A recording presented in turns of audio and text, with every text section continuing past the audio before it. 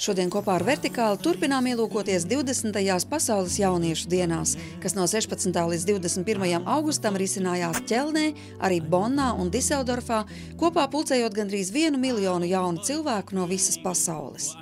Apkopotie pēcsvētku dati uzrāda, ka to vidējais vecums ir bijis no 18 līdz 27 gadiem. 79% pārstāvējuši Eiropu, 3 Āziju, 2 Āfriku, 8 Ziemeļameriku, 3 Dienvidameriku un 0,8% Okeāniju. Te kopā bija pulcējušies jaunieši no 197 dažādām valstīm, ieskaitot pat Grūziju, Taivānu un Palestīnu. Svētkos piedalījās 54 kardināli no dažādām pasaules valstīm, arī no Latvijas kardināls Jānis Pujats. 750 bīskapi vadīja katehēzes un lūkšanas, kas notika 30 valodās. Kalpošanas darbā piedalījās arī vairāk nekā 9000 priesteru. 700 svētceļnieku bija ieradušies arī no Latvijas. Šo svētku laikā notika vairāk nekā 1000 dažādu pasākumu, darbojās vairāk nekā 80 dažāda lieluma skatuvju, uz kurām uzstājās 4000 mākslinieku, dziedātāju un mūziķu. Svētkus atspoguļoja vairāk nekā 7000 žurnālistu, kurus visus laipni uzņēma Jauniešu dienu preses centrs. Pasākumu tiešraides tika nodrošinātas uz 160 valstīm, festivālam akreditējušās bija 400 raidstacijas, bet vislielāko slodzi šķiet uzņēmās paši mājnieki Westdeutsche Rundfunk. Šo statistiku vēl varētu turpināt un turpināt, bet galvenais iemesls visu skaitļu, stundu, pasākumu un notikumu virknei apkopojams vienā vienīgā teikumā, kas arī bija Jauniešu dienu devīze. Mēs atnācām viņu pielūgt. Kristus pielūgsme šajās dienās izpaudās visdažādākajā veidā, gan rūpēs par savu tuvāko, arī dziesmās un dejās pie Ķelnes doma, kur apkārtējos pulcēja jaunieši no Itālijas.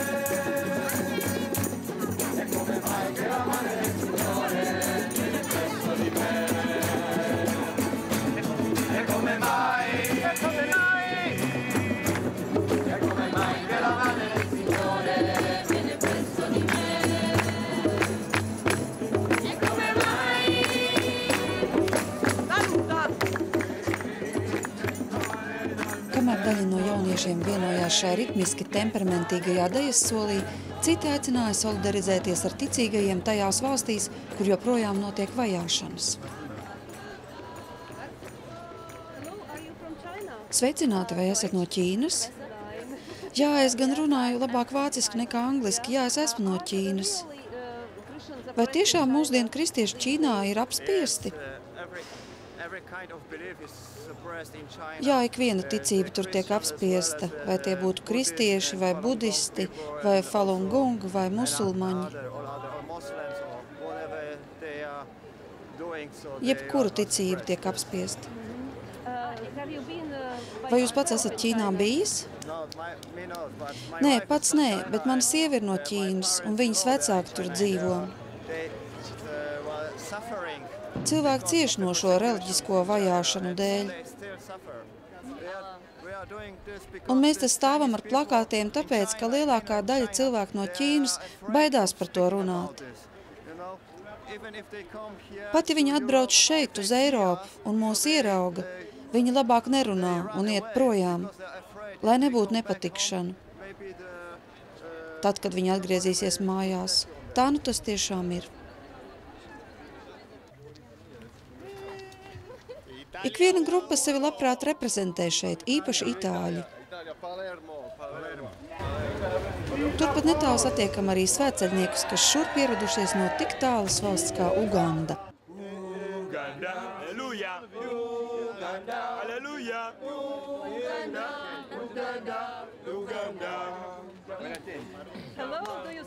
Sveicināti, vai kāds no jums runā angliski? Jūs esat no Ugandas atbraukuši, tas ir ļoti tālu no šejienes. Droši vien ceļš nebija viegls. Patiešām viegls tas nebija. 8 stundas no Ugandas ar lidmašīnu. Droši vien arī dārgs. Un dārgs arī, jā. Bet kāpēc šurp atbraucāt?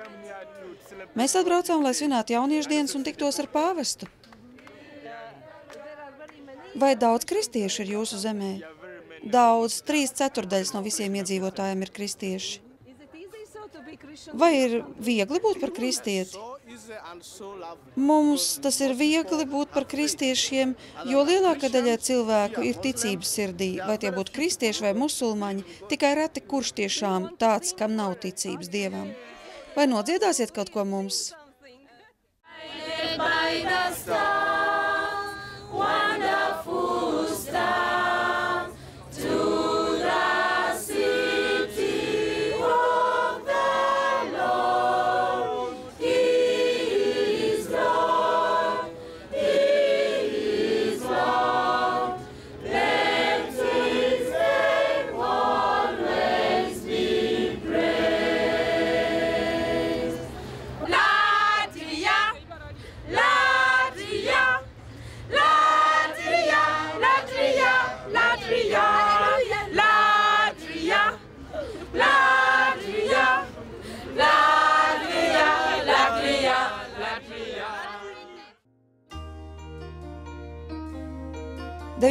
Augusts piekdiena pasaules jauniešu svētku norisē bija ļoti intensīvs laiks.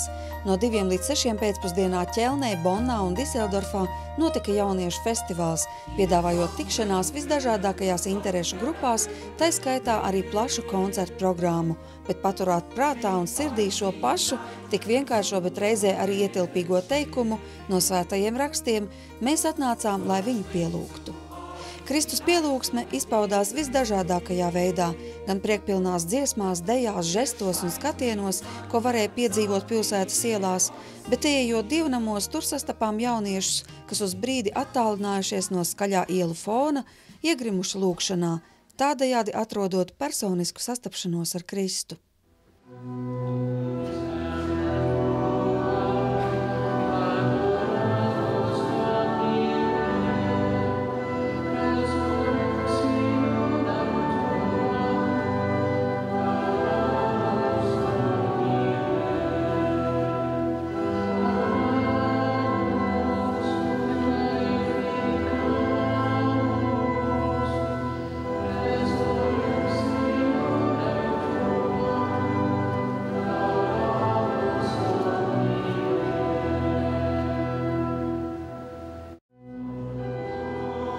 Piekdienas vakarā gan Ķelnē, gan Bonnā un arī Diseldorfā šo pilsētu dievnamos un ne tikai dievnamos vien jaunieši sanāca kopā uz krusta ceļu.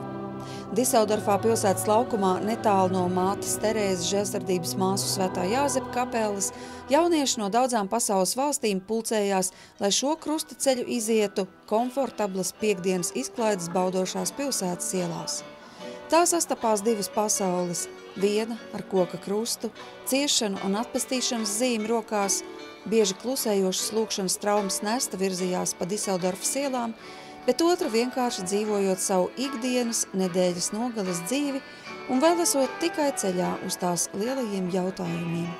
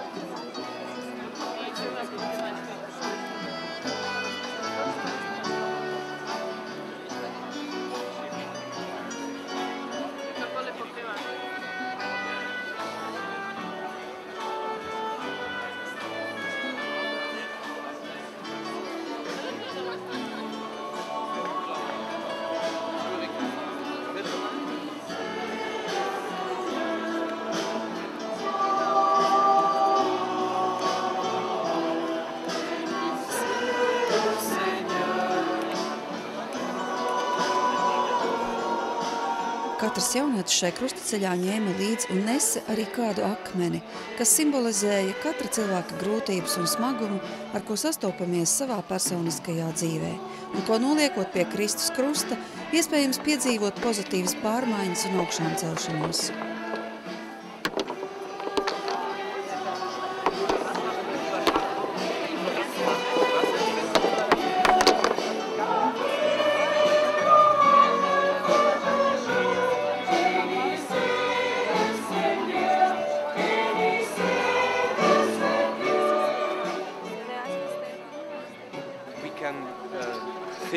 Mēs sākām šo krustaceļu, gājām pa visu pilsētu un nesām krustu, domājām arī par mūsu problēmām un nesām tās Kristus priekšā. Mēs ņēmām akmeni savā rokā un tad nolikām to kā simbolu pie Kristus kājām, tā kā mēs noliekam pie viņa kājām savas problēmas, kas ir mūsu sirdīs, savas grūtības. Tas mēs noliekam pie krusta. Tas nozīmē, ka mēs tās atdodam Jēzus rokās. Mēs atdodam tās viņa rokās, jo viņš ir augšām cēlies, un viņš var šīs problēmas atrisināt. Viņš var palīdzēt mums. Vai tiešām kaut kas notiek pēc šāda krusta ceļa, vai dzīve kļūst vieglāka? Tiešām kaut kas notiek? Jā, es domāju gan. Ir daudz vieglāk dzīvot savu ikdienas dzīvi, iet cauri grūtībām un problēmām, ka tu zini, ka ir kāds, kas tevi sargā un kas tev palīdz tavā ceļā.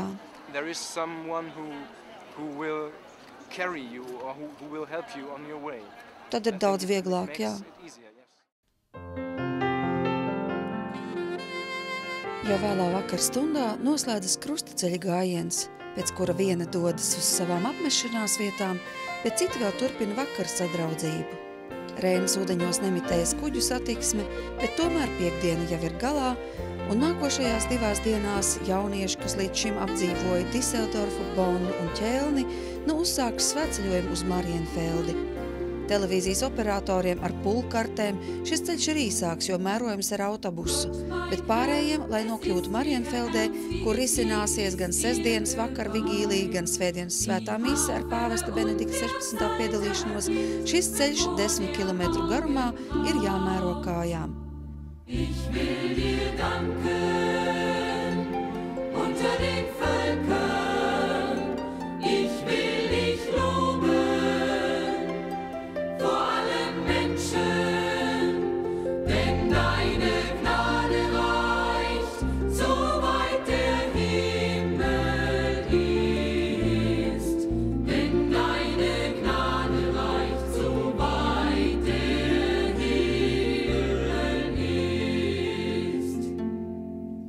Marienfelde, jeb Marijas lauks, kas 270 hektāru lielā platībā bija sagatavots svētceļnieku uzņemšanai, jo kopš seniem laikiem ir bijis saistīts ar Jaunavas Marijas vārdu.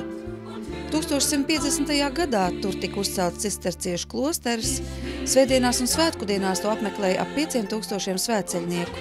Viņi mēroja ceļu, lai lūgtos Reinas krastā uzstādītās akmenī kaltās dievmātes statujas priekšā. Taču 1950. gadā baznīca un klosteri nojauca, jo tās teritorijā atklāja ogļu raktuvi, kas darbojās līdz pat 1986. gadam. Vēlāk to aizbēra un nolīdzināja, teritoriju pārvēršot par ganību laukiem. Bet šī gada 20. augustā Marienfeldes laukums no jauna kļuva par pasaules katedrāli.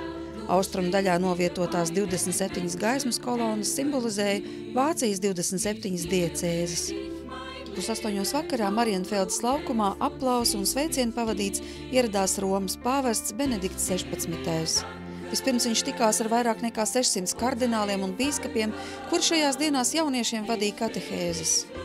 Ierodoties pāvestam, laukumā sāk plīvot visu valstu karogi, atskanēja vienbalsīgi saucieni Benedetto, Benedetto. Koris dziedāja Ķelnes tikšanās himnu. Tās vārdi vēsta par 3 ķēniņiem, kuri atstājot savus pilis, devās nezināmā ceļā, par ganiem, kuri paklausot eņģeļa aicinājumam gāja uz Betlēmi, kā arī par mūsdienu jauniešiem, kuri ieradās Ķelnē, lai tāpat kā kādreiz ķēniņi, arī viņi pielūgtu kungu. Lūkšanu vigīlijai bija 2 daļas – vesperes un evharistiskā adorācija. Pirmās daļas laikā tika svinīgi atnests pasaules jauniešu dienu krusts un dievmātes ikona. Benedikts 16. pasvētīja Jāņa Pāvila II piemiņai veltītu zvanu.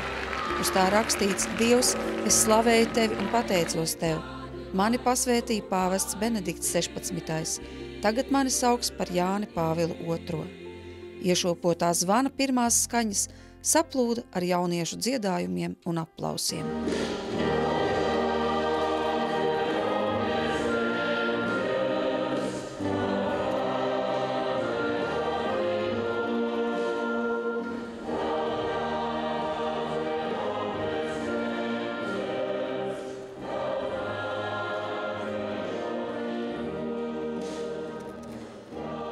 Vesperu sākumā 8 dažādu tautību kristieši nesa pasaules jauniešu dienu krustu. Gājiens sākās ar pārdomām par Kristus ciešanām, 139. psalmu. Šīs lūkšanas laikā pamazām norima visi apkārtējie trokšņi un lielajā laukumā iestājās klusums. Tad sekoja dažādu valstu jauniešu liecības. Tika nolasīts evaņģēlija fragments par 3 austrumu gudro došanos ceļā, un pēc tam sekoja arī svētā tēva pāvesta Benedikta 16. uzruna. Sie waren an ihrem Ziel. Aber an dieser Stelle beginnt für sie Pāvests norādīja, ka šo 3 austrumu gudro ārējais gājiens bija noslēdzies. Viņi bija sasnieguši savu mērķi. Taču no šī brīža viņiem sākās iekšējais ceļš, iekšējais svētceļojums, kas izmaina visu viņu dzīvi. Jaunais ķēniņš, kuru viņi pielūdza, bija pavisam cits nekā tas, kādu viņi bija gaidījuši. Austrumu gudrajiem vajadzēja saprast, ka Dievs ir citādāks, nekā mēs viņu parasti iedomājamies. Viņu jaunais ceļš sākās ar to pašu brīdi, kad viņi nometās ceļos šī bērna priekšā un atzina viņu kā apsolīto ķēniņu. No šī brīža gudro uzskatiem par varu, par Dievu un cilvēku bija jāmainās. Viņiem pašiem bija jāmainās, sacīja pāvests.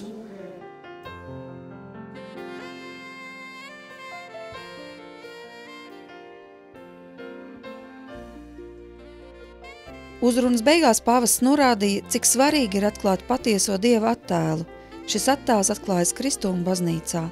Baznīca ir liela Dieva bērnu saime, un mēs varam būt priecīgi, ka piederam šai saimei. Mēs esam priecīgi, ka mums ir brāļi, māsas un draugi visā plašajā pasaulē. To mēs piedzīvojam tieši šeit, Ķelnē. To, cik skaisti ir piederēt šai saimei, kura ir tikpat plaša, cik plaša ir pasaule, un kura aptver ne tikai zemi, bet arī debesis, kā arī pagātni, tagadni un nākotni. Kristus ir klātesošs šīs saimes vidū. Viņš ir mūsu priekšā svētajā hostijā. Viņš ir mūsu vidū. Viņš aicina mūs doties garīgā svētceļojumā, ko sauc par pielūgsmi.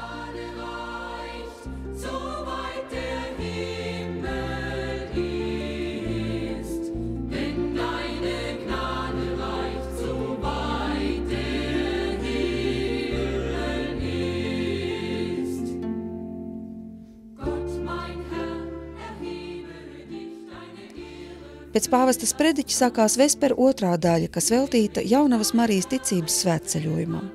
Marienfeldes laukumā atmirdzēja tūkstošiem mazu liesmiņu, uz altāra podija tika novietota dievmātes ikona, un pēc nodziedātās himnas 6 valodās atskanēja Esi sveicināta Marija. Lūkšanu vigīlijas 2. daļu iesāka argentīniešu žonglieris Pauls Ponce. Šoreiz viņš veikli gaisā svieda 3 cepures. Šie priekšmeti simbolizēja 3 austrumu gudro kroņus un gaismu, kas viņiem rādīja ceļu uz Betlēmi.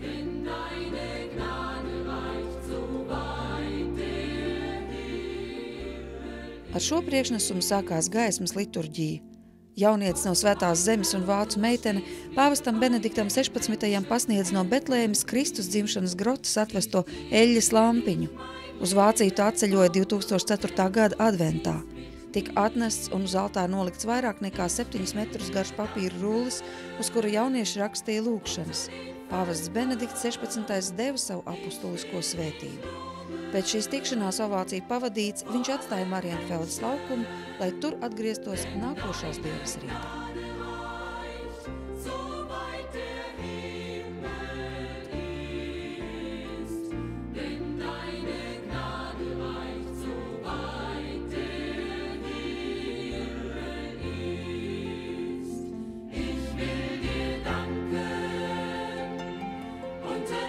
Nakti pavadījuši zem klājas debesis, guļammaisos, gandrīz miljons jauniešu Marienfeldē sagaidīja svētdienas rītu, kas gan bija apmācies, bet tomēr bez lietus. 7:00 jau sākās rīta laudas, bet 10:00 aplausiem un prieku pilniem saucieniem skanot, jaunieši sagaidīja pāvestu Benediktu 16. Svētajā misē piedalījās vairāk tūkstoši kardināli, bīskapi, priesteri un gandrīz miljons jauniešu. Pāvests Benedikts savā sprediķī uzsvēra, ka šodien jaunieši no 197 valstīm uzsāks atpakaļ ceļu uz mājām, tāpat kā kādreiz 3 austrumu gudrie. Pāvests jaunajiem kristiešiem norādīja uz Kristu, kas ir visas sākums un mērķis. Sprediķa vadlīnija bija Euharistija, kas pārmaina cilvēku sirdi un piepilda to ar gaismu. Tikai labestība var uzvarēt ļaunumu. Šī uzvara pamazām pārveido pasauli, un jauniešiem ir jāatklāja Dieva klātbūtnes un komunijas aspekts. Erhob die Augen zum Himmel, zu dir, seinem Vater, dem allmächtigen Gott, sagte dir Lob und Dank, brach das Brot, reichte es seinen Jüngern und sprach, nehmet und esset alle davon. Ņemiet un ēdiet, jo tā ir mana miesa, kas par jums un par daudziem tiks atdota grēku piedošanai. Dariet to manai piemiņai.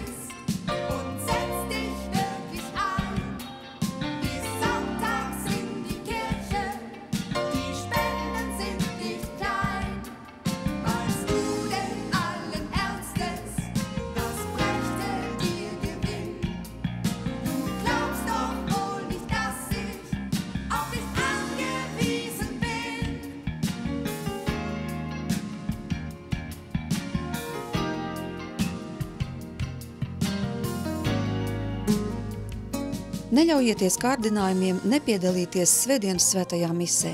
Palīdziet citiem atklāt liturģijas nozīmi un skaistumu, aicināja pāvests. No tās izplūst miers un prieks.